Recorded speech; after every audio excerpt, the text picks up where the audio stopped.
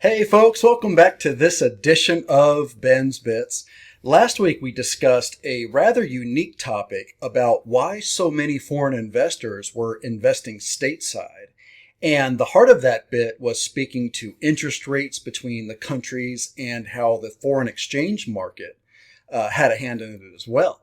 And it was interesting to note that we had a lot of questions about that topic come in around the same time. And I know we had a lot of great feedback saying it answered their questions, and we're happy that it helped you give some clarity to the topic.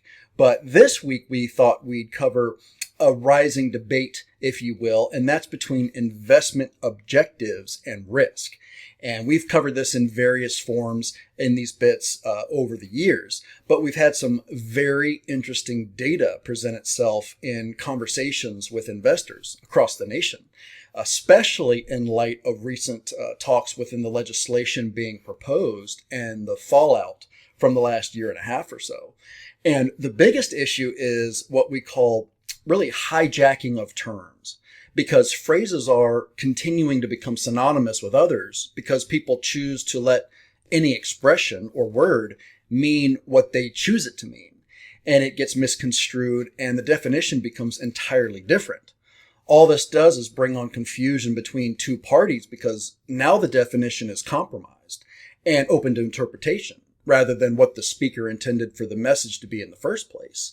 For instance, you constantly hear investors say that they invest in real estate, and everyone naturally assumes that either they invest in rentals or rehabs because there's a high degree of probability that they do in fact invest in that particular space in the industry.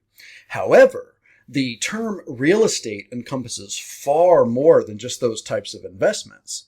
Then we have to add in the element of risk. So say an investor invests in a rehab and the number adds up to more than what they were expecting, which is very commonplace in that type of investment. Now all of a sudden investing in real estate is risky because it costs more and cuts into profits. We hear this all the time when it comes to the stock market. People say it's risky. Well, to what degree are you addressing that statement? Because it depends on your risk tolerance and, most importantly, your investment competence, right? It's no secret we employ both real estate and stock market strategies in our investment portfolios. You really have to ask yourself, would your risk tolerance affect how you approach investing and in what light? And is this in line with your objectives?